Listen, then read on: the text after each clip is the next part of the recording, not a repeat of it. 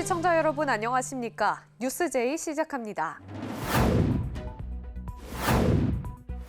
동대문구가 대한민국 지방자치경영대전 국무총리상을 수상했습니다. 대전시에서 제28회 노인의 날 기념 행사가 개최됐습니다.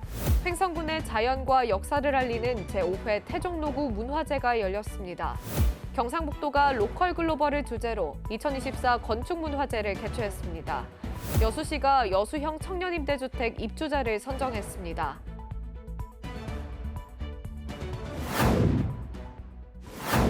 여름 배추 가격이 급등하면서 배추가 금추가 된 상황입니다.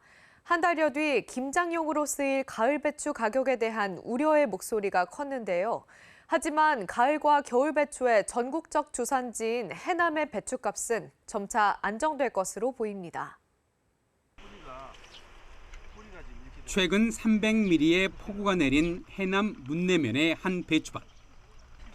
배수로를 넘친 물로 인해 배추밭 일부는 유실됐고 20여일을 애써 키운 가을 배추는 생기를 잃었습니다. 이런 밭 같은 경우는 수확하기가 힘들어요.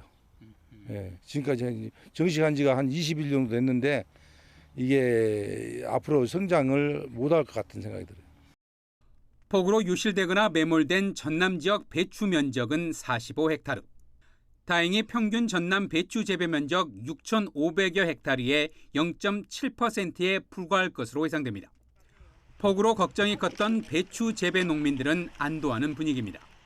큰 걱정했죠. 근데 뭐 실질적으로는 그 큰 피해는 없고 뭐 한 10% 정도나 그 피해 좀 봤다고 봐야죠.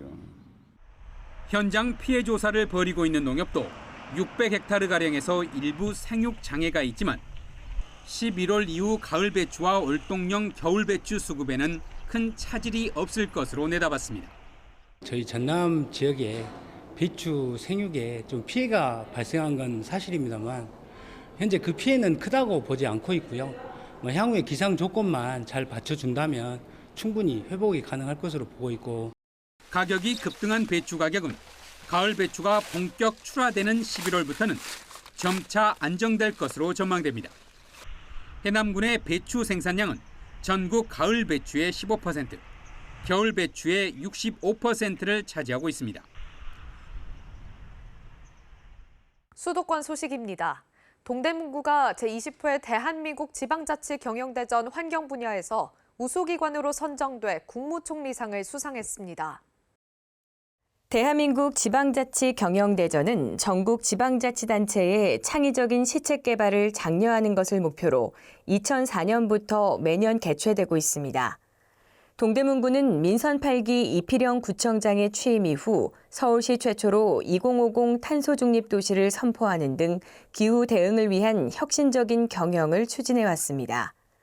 그중에서도 전통시장 상인들을 대상으로 한 전기 이륜차 보급 사업과 제로 에너지 빌딩 인증 단계를 상향 도입해 정부의 탄소 중립 정책을 선도하고 온실가스 진단 컨설팅을 통해 전년 대비 178% 이상의 탄소 배출량을 줄이는 등 대응 기반과 건물, 폐기물, 도로 수송, 흡수원 등 5개의 부문에서 다양한 사업을 추진해 왔습니다.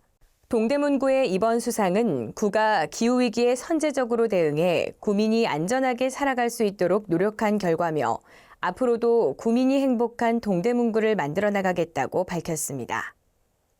동대문구가 미용실 이용에 어려움을 겪는 장애인의 불편을 해소하기 위해 장애인 친화 미용실 동행헤어를 개소했습니다. 휘경동 동문장애인복지관 1층에 자리한 동행헤어는 맞춤형 전동 샴푸 시스템과 장애인 이동 리프트, 자동문 출입구 등 장애인 맞춤형 시설을 구비하고 장애에 대한 인식이 높은 미용사 2명과 사회복지사 1명이 상주하는 장애인 친화 미용실입니다. 동대문구 등록 장애인을 대상으로 운영되는 동행헤어의 이용료는 일반 미용실보다 60% 저렴한 가격으로 이용할 수 있습니다. 오전 10시부터 오후 5시까지 토요일을 제외한 주 6일 운영되며 대기 시간을 최소화하기 위해 동문장애인복지관 홈페이지 또는 전화를 통한 사전 예약제로 운영됩니다. 구는 장애인 친화 미용실 조성을 통해 장애인분들의 삶의 질이 조금이나마 향상되길 바라며 앞으로도 더 나은 서비스를 발굴하기 위해 최선을 다하겠다고 밝혔습니다.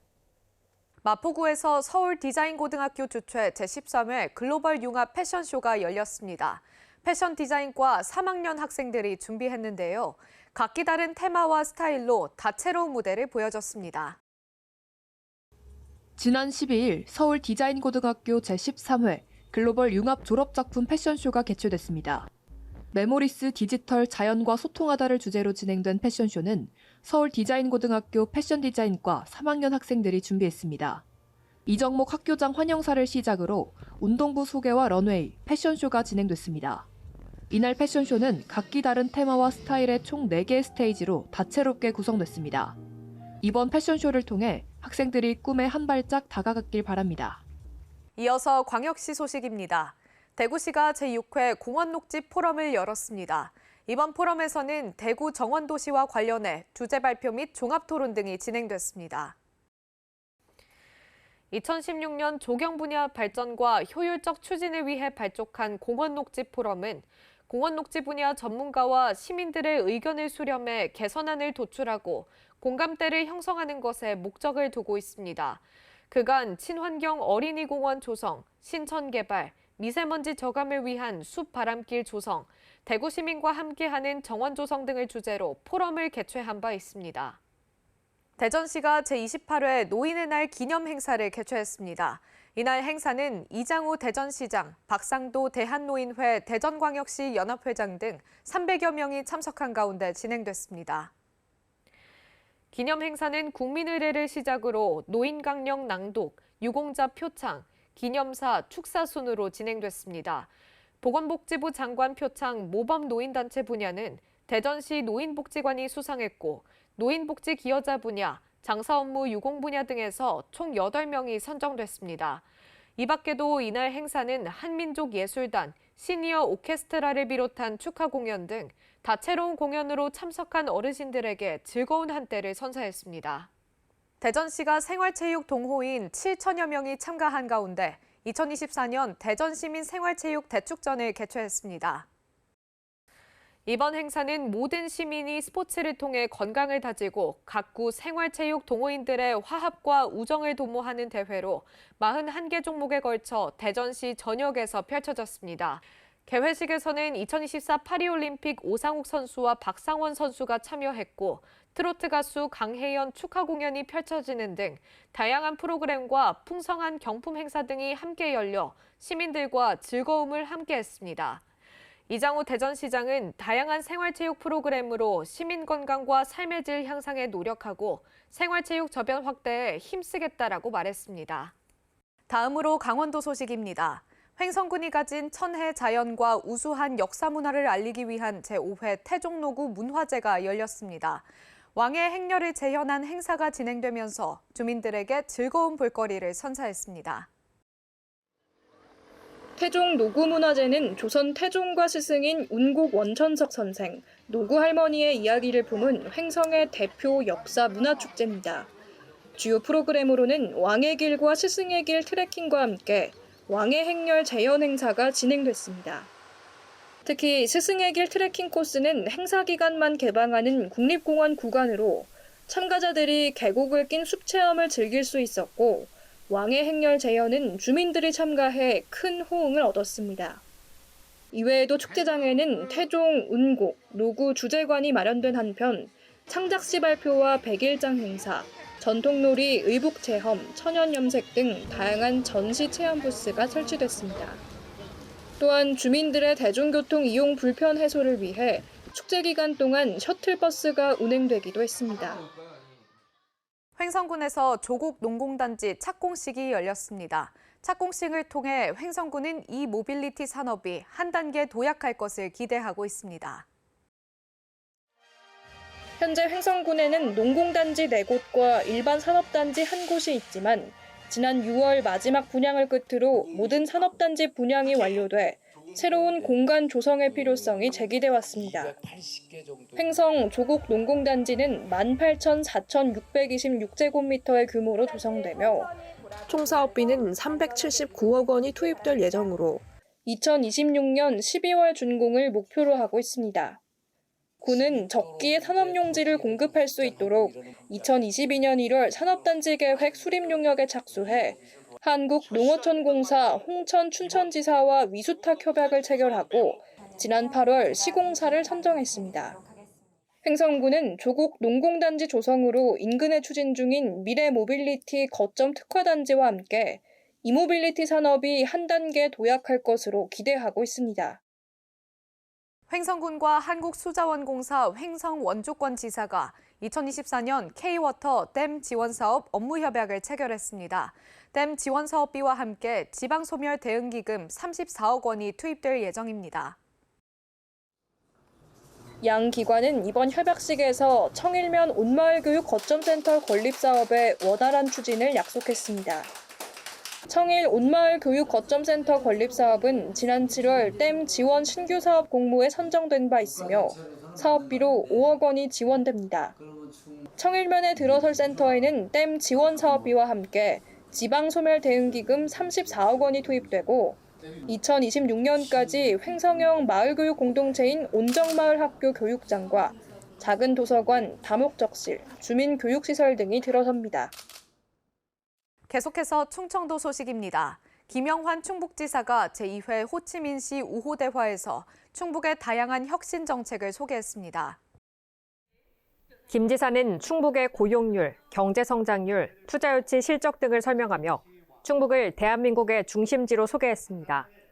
이어 도시농부, 도시근로자, 출산육아정책, 영상자서전, 의료비 후불제 등 혁신 정책들을 공유했습니다. 충청북도가 이러한 정책들을 통해 성장을 이끌고 있으며 이 경험을 바탕으로 다른 지역과의 협력을 더욱 강화해야 한다고 강조했습니다. 이번 연설을 통해 충청북도는 혁신적 정책을 통해 당면한 사회 문제를 해결하고 지속 가능한 발전을 지향하는 모범 사례를 제시했다고 보고 앞으로도 국제적 논의에 적극적으로 참여할 계획입니다. 충북도가 전세금 미반환 피해를 예방하고 안정된 주거 환경을 조성하기 위해 전세보증금 반환보증료 지원 사업을 진행하고 있습니다. 도는 해당 사업의 지원 대상을 전 연령층으로 확대합니다. 전세보증금 반환보증 보증료 지원 사업은 전세보증보험 가입자가 보증기관에 기납부한 보증료를 최대 30만 원까지 지원하는 사업으로 지원 대상은 신청일 기준 보증 효력이 유효한 전세보증금 반환보증 기관보험에 가입한 임차보증금 3억 원 이하의 무주택 임차인입니다. 연소득 기준은 청년 5천만 원 이하, 청년 외는 6천만 원 이하, 신혼부부는 부부 합산 7,500만 원 이하에 부합하면 됩니다. 단 등록 임대사업자의 임대주택에 거주하는 임차인, 주택 소유자, 법인 임차인 등은 제외됩니다. 충북도가 지역경제 활성화를 도모하고 관광 활성화를 위해 전방위 마케팅을 추진합니다. 먼저 외국인 관광객 유치 인센티브 예산을 1억 원 추가 확보해 방한 외국인 관광객 유치에 지원할 예정입니다. 도는 11월 2024 중국 국제 여유박람회에 참가해 홍보관 운영 및 상담회를 진행할 예정입니다. 또한 현지 여행사를 대상으로 충북만의 특색 있는 관광 상품을 홍보합니다. 아울러 중국 하얼빈 여행사 대표 및 일본 야마나시현 관광 관계자 초청 설명회 등을 추진할 예정으로 충북의 관광 상품 및 청주국제공항 홍보를 통해 인바운드 관광객 유치에 적극 대응할 계획입니다. 계속해서 경상도 소식입니다.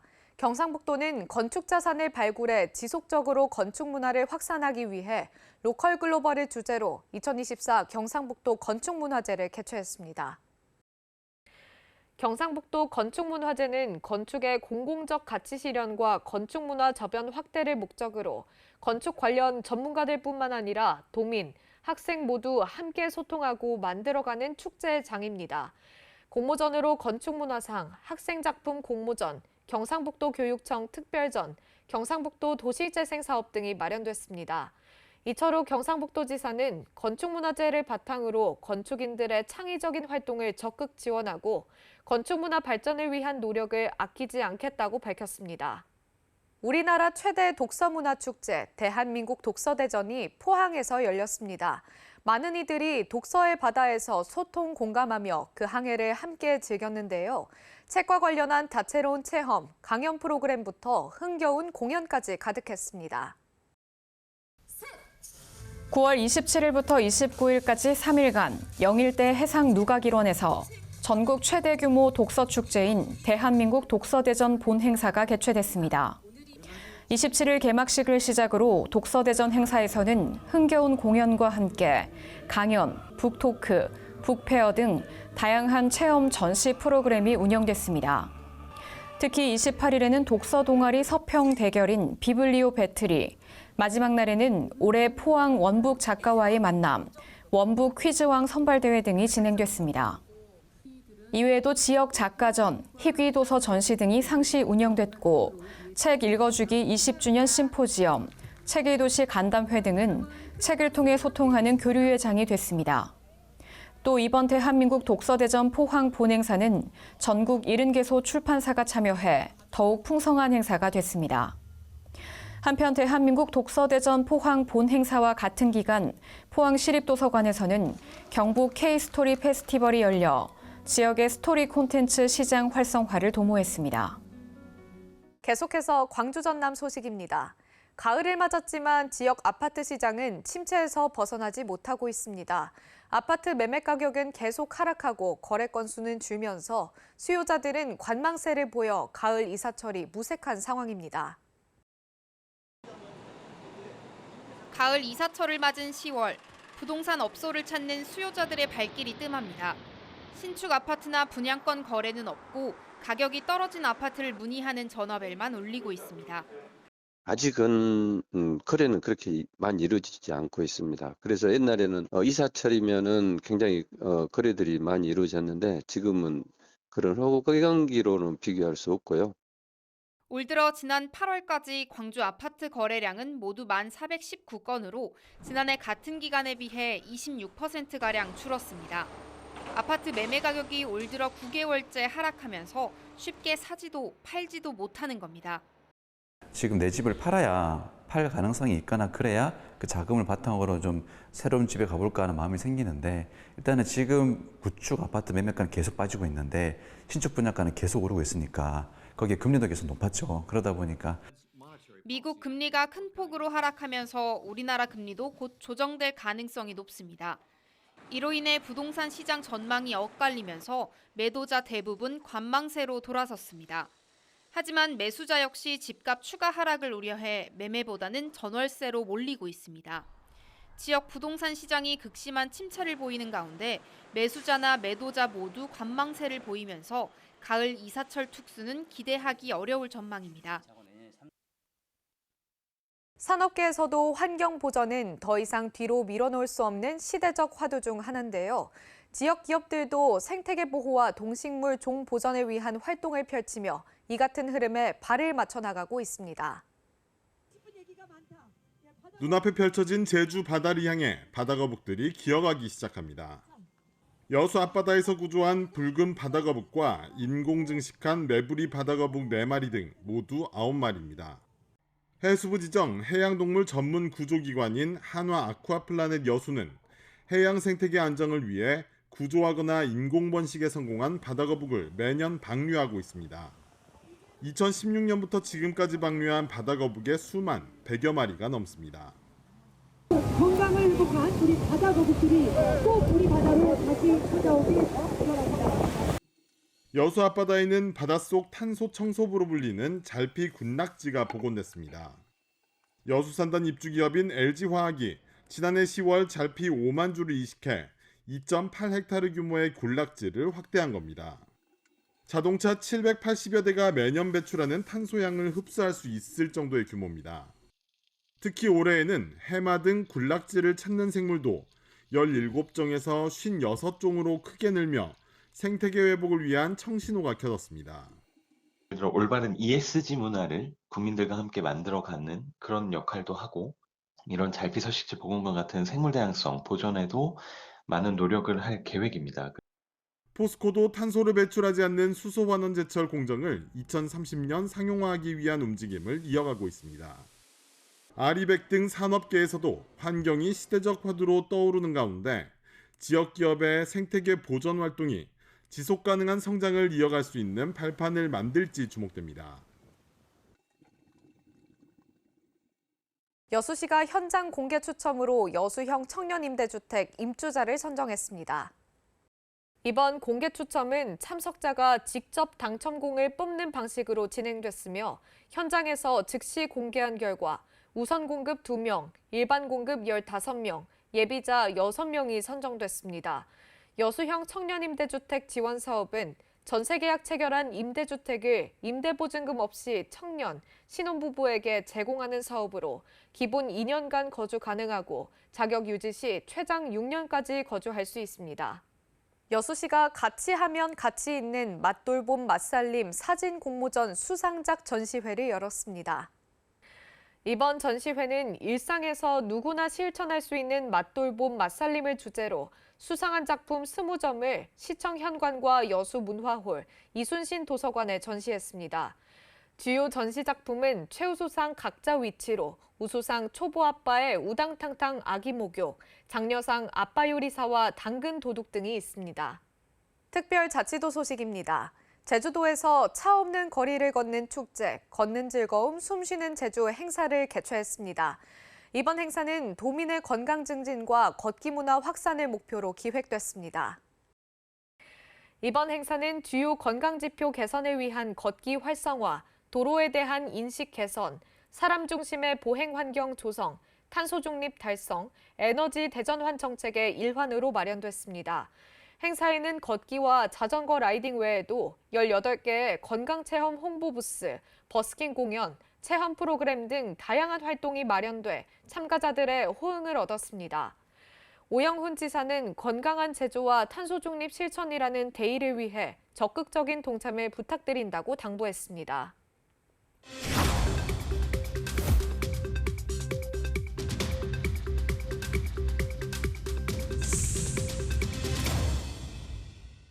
한 주간의 행사 소식을 전해드리는 클릭 행사톡톡 시간입니다.